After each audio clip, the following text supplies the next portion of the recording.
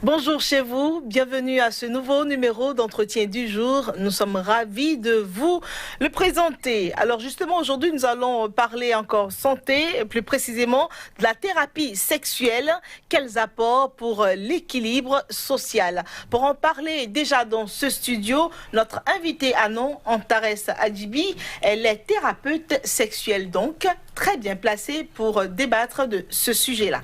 Alors Madame Antares, bonjour. Bonjour Madame. C'est un plaisir de vous recevoir sur Sika Télévision. C'est un plaisir partagé. Justement, nous sommes là pour parler de thérapie sexuelle. Déjà, qu'est-ce qu'il faut entendre par thérapie sexuelle?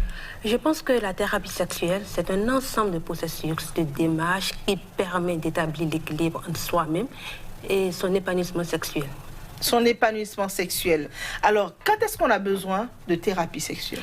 Je pense qu'on a besoin d'une thérapie sexuelle lorsqu'on commence par constater que sa santé sexuelle est en train de prendre un coup. Okay? Je vais parler par exemple d'une femme qui, à un moment, à une époque de sa vie,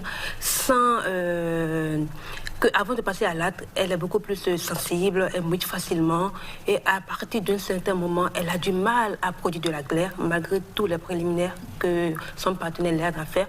Donc ça prouve déjà qu'elle est en train de prendre un coup côté sexuel.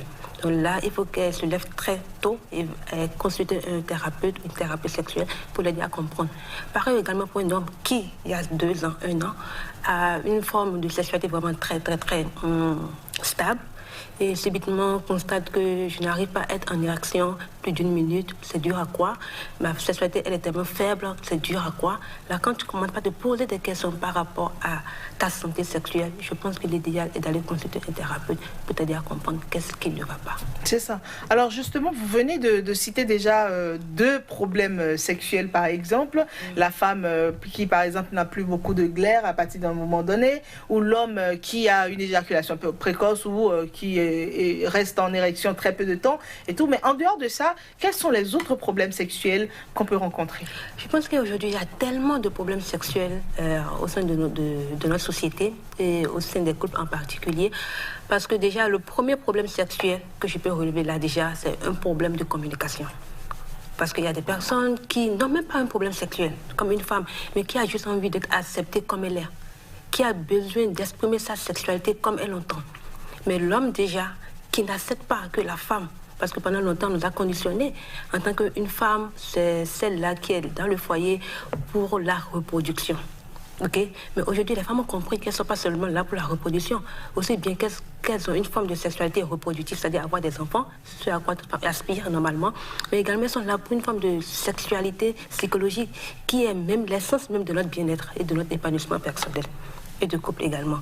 Donc lorsqu'elle n'arrive pas à exprimer cette forme d'envie et de désir et que son partenaire ne l'accompagne pas déjà, ça pose déjà un problème au niveau du couple. Donc c'est déjà un problème. Aller consulter un thérapeute sur comment introduire une forme de communication sexuelle au sein de son couple, c'est déjà un effort qu'on peut déjà commencer par faire. C'est ça.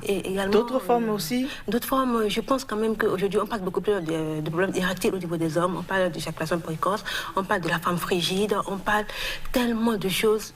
Et surtout, je veux qu'on se concentre sur l'éveil des sens au niveau des personnes. Parce qu'on parle de sexualité, on ne parle pas simplement de sexe. Une chose, on ne parle pas de pénétration forcément, non. Non. Il y a tout un ensemble. Je dis souvent la pénétration, c'est l'étape finale de la sexualité. Elle n'est pas forcément importante si vous n'avez pas encore pour projet la reproduction sexuelle, c'est-à-dire avoir des enfants. Donc les 85% ou 90%, je dirais, sont beaucoup plus basés sur l'éveil sensuel qui est la sexualité. Et quand on parle de sexualité, on parle de l'art des choses. On parle de l'éveil sensuel. Et c'est beaucoup de choses. Et c'est d'ailleurs ce qui manque dans nos relations aujourd'hui et dans notre foyer aujourd'hui. Les hommes pensent qu'une femme, c'est aller directement, pas tous les hommes. Beaucoup ont compris aujourd'hui, mais ceux qui sont encore dans l'ombre pensent que quand on parle de relations sexuelles, il s'agit de se jeter sur la femme et de faire ce que nous savons. Aujourd'hui, la femme aussi a compris qu'elle n'est pas simplement ce morceau, cette partie féminine qu'on a toujours présentée au sein de la société. Aujourd'hui, elle dépasse cela. Elle peut exprimer ses besoins, ses sensations, ses désirs, même vivre ses fantasmes, mais avec son homme. Est-ce que nos hommes sont vraiment prêts à ça? C'est une question que je me pose également. Oui, mais est-ce que c'est pas aussi l'éducation générale que nous avons longtemps reçue? Est-ce que c'est pas encore le regard de la société? Est-ce que c'est pas encore la tradition, comme on a l'habitude de dire, qui nous a inoculé quelque peu de l'hypocrisie? On ne se parle pas ouvertement de sexe, même dans les couples. Oui, je suis d'accord avec vous. Parce que je constate également, quand je suis rentrée dans le métier, qu'on n'a pas une forme d'éducation basée sur la sexualité au Bénin en particulier. Parce que lorsque je lis, je jette un regard sur, par exemple, le Sénégal. Dès que la fille a ses premières règles, les parents l'appellent, la faire asseoir et disent que désormais tu es femme, désormais il y a une forme de sexualité, désormais si tu fais ça, voici les retombées.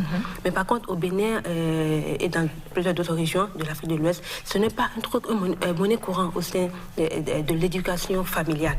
Donc du coup, les parents même ont peur de s'exprimer. C'est comme j'ai reçu un couple qui me disait ma fille est en phase de la puberté, elle a entre 13 et 15 ans, mais je ne sais pas comment aborder cette chose avec elle. Je sens qu'elle a besoin de moi, mais je ne sais pas.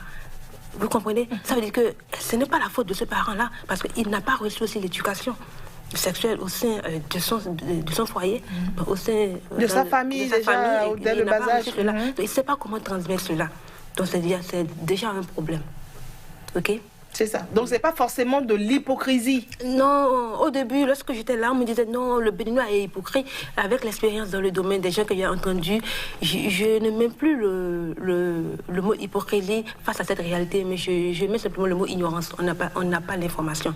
On est ignorant face à l'information. Si on peut beaucoup communiquer, beaucoup sensibiliser, je pense que beaucoup sont en train de comprendre et beaucoup comprendront que la sexualité, c'est vraiment l'essence même de notre épanouissement. Alors, Madame Antares Adjibi, vous venez de donner l'exemple d'un parent à son enfant, d'accord? Maintenant, quand on prend l'homme et la femme qui vivent ensemble, parler de sexe est encore tabou de nos jours. C'est ça. Est-ce que c'est facile à comprendre ça?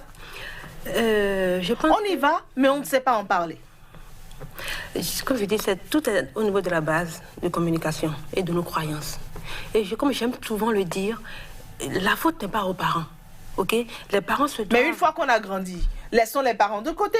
Une fois qu'on a grandi et qu'on entre dans une relation amoureuse et sexuelle, évidemment, eh bien, on se rééduque, non? C'est ça qu'il faut comprendre et c'est ça qu'il faut inculquer dans la tête des gens. Que lorsqu'on est encore enfant, ou on est dans le cercle familial, c'est normal pour les parents de nous donner une forme d'éducation pour nous cadrer, jusqu'à ce qu'on atteigne la maturité. Mais lorsqu'on atteint la maturité, c'est là maintenant qu'on commence par s'éduquer soi-même, par comprendre à travers le cours de la vie, les expériences que nous vivons. Ok? Mais si... Parce que des fois j'entends, c'est mon éducation, c'est ce que j'ai reçu, je ne peux pas changer ça, ce sont mes croyances. Non, si tes croyances ne te permettent pas d'être épanouie, ne te permettent pas d'être heureuse, c'est pas la peine. C'est comme une femme qui me dit qu'il paraît, c'est une parenthèse, qu'il paraît qu'aujourd'hui la sodomie, il n'y a pas un plaisir pareil. Franchement, j'entends tellement parler, j'ai envie d'essayer, mais je n'arrive pas à le faire parce que mon éducation ne me permet pas, mes croyances ne me permettent pas cela, ma religion ne me permet pas cela. Mais ça veut dire qu'une partie d'elle a envie d'explorer quelque chose, et en même temps les dogmes, je suppose... Une autre partie l'étouffe. Cette autre partie-là n'est pas elle. Ça vient de l'extérieur, ce sont les paradigmes, ce sont les pensées des autres sur elle. Il faut qu'elle fasse le choix à un moment donné. Du coup, donc, tous ces étouffements font que, de plus en plus, on peut considérer que nombre de divorces ont pour cause ce silence-là, ou ce manque de communication-là sur la relation sexuelle que vivent les couples. Je pense qu'aujourd'hui, parlant de divorce, il y a un problème de sexualité aujourd'hui qui est à la base d'une rébellion au niveau des femmes, surtout au niveau des femmes, qui sont prêtes aujourd'hui à quitter le foyer parce qu'elles ne se sentent pas heureuses, elles ne se sentent pas épanouies, l'homme n'est pas à la hauteur. D'accord? Qu'est-ce que vous y mettez? Elles ne sont pas heureuses, l'homme n'est pas à la hauteur. Oui, l'homme n'est pas à la hauteur, c'est-à-dire sexuellement parlant, l'homme n'est pas à la hauteur. Non seulement il n'est pas à la hauteur, il y a des femmes qui sont prêtes à accompagner leur partenaire. Mais l'orgueil masculin ne permet pas à certains hommes de s'extérioriser à leur femme. Parce que je dis souvent, la femme a le pouvoir, elle peut vous aider à se monter. Elle entend peut-être des trucs que vous n'avez pas entendu. Vous ne savez pas qu'est-ce qu'elle peut vous apporter. Donc si vous avez choisi cette femme dans votre foyer, conjuguez vos efforts avec elle, vos moments avec elle, vos présents avec elle, c'est que vous devez être capable de vous ouvrir à elle. Puisqu'après, c'est elle qui prend le plaisir avec vous, ce n'est pas quelqu'un d'autre. Mais vouloir ne pas en parler avec elle et se dire que je vais trouver la solution ailleurs, tout seul, ça ne colle pas. Parce que déjà, elle-même, ça pourrait être déjà une thérapie pour vous. Le fait de vous accompagner, de vous parler, de dire ça va aller, est déjà une thérapie. Mais si vous ne vous confiez pas à elle, c'est un problème. Beaucoup de personnes n'ont pas un carnivore, n'ont pas une vision lorsqu'ils se mettent en couple. Ils ne sont même pas compatibles. Je suis fatiguée d'être célibataire, mes parents me poussent, là, franchement, je trouve un premier venu, je m'adonne à lui. Et les dégâts sont là. Et c'est pas que je refuse par cette partie de la religion qui parle, par exemple, de la fornication. Si, je ne rejette pas cette partie-là, mais je dis que ça, c'est dégâts. Et c'est le truc que j'entends au jour le jour. Oh, madame, je suis prête à rester vierge jusqu'au mariage. Oui, mais après, le mariage, comment tu comptes y prendre? Parce que je suis pas contre le fait de rester vieille pour aller au mariage. C'est d'ailleurs une valeur. Mais il y a une forme d'éducation là. Cette femme-là qui dit je m'abstiens, je m'abstiens. Elle peut ne pas aller à l'acte, mais s'éduquer sexuellement. Lorsque je serai prête, comment je vais m'y prendre? L'éveil sexuel, déjà, c'est déjà bon.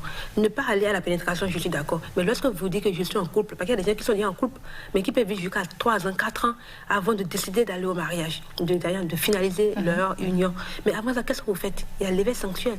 Là, déjà, il y a la sexualité qui n'est pas simplement le sexe, mais qui est l'éveil sensuel à travers l'art de parler, de communiquer, de se connaître, d'échanger, de découvrir ses zones érogènes. Ça se fait dans la complicité. Et c'est ça qui crée vraiment un couple vraiment uni, complice, parce qu'on se connaît. Vous comprenez? Absolument, oui. Mais s'il n'y a pas cette communication préalable, il n'y a pas cette éducation-là, cette information-là, vous êtes là, vous êtes tout le temps à l'église, vous ne faites rien. Et du coup, lorsque vous finalisez votre union à travers le mariage, c'est là qu'on dit passer à l'acte sexuel. Et là, les dégâts sont là. Tu découvres que tu es une femme sexuelle, en tant que l'homme est purement sexuel, c'est-à-dire lui, c'est le taper, le cuit. Alors que toi, ce n'est pas ça qui te donne le plaisir. Tu aimes quand on prend soin de toi, on te caresse, on te chatouille. Quand on prend du temps. On te prend du temps. Là, ça veut dire qu'il y a un problème de compatibilité. Vous n'êtes pas compatible. Et là, bravo. Les dégâts commencent. Il m'énerve, il n'est pas patient, il est comme ça, lui, il fait ça comme ça. Moi, tout à l'heure, vous avez donné un exemple dans les coulisses. qu'on va pas redire ici, forcément. Alors, justement, la thérapie sexuelle est-elle réellement efficace? Pour finir. Je pense que quand on parle de thérapie, on parle d'un processus, on parle d'une démarche, on parle d'une étape. Et déjà, se sentir faible face à une réalité de sa vie dans le domaine de la sexualité et décider, je dis bien décider d'aller en parler à un spécialiste du domaine, c'est déjà enclencher un processus de guérison. Donc, le seul fait, il y a des personnes que je rencontre qui viennent chez moi, ils disent, madame, je ne sais pas, le seul fait de vous avoir rencontré, d'avoir extériorisé ce problème qui me ronge, franchement, déjà. Donc, quitte à ce qu'on enclenche la thérapie. Donc, déjà, le fait de parler, de s'ouvrir à une personne complètement neutre, c'est déjà une thérapie. C'est déjà une forme de thérapie. Merci beaucoup, madame Antares Adibi. Je rappelle, vous êtes thérapeute sexuelle. Avec vous, nous avons parlé justement de la thérapie sexuelle, les apports possibles pour l'équilibre de la société, parce que quand les ménages sont équilibrés, forcément, la société en ressent. Merci beaucoup à vous. On se dit à bientôt pour un autre numéro de l'entretien du jour.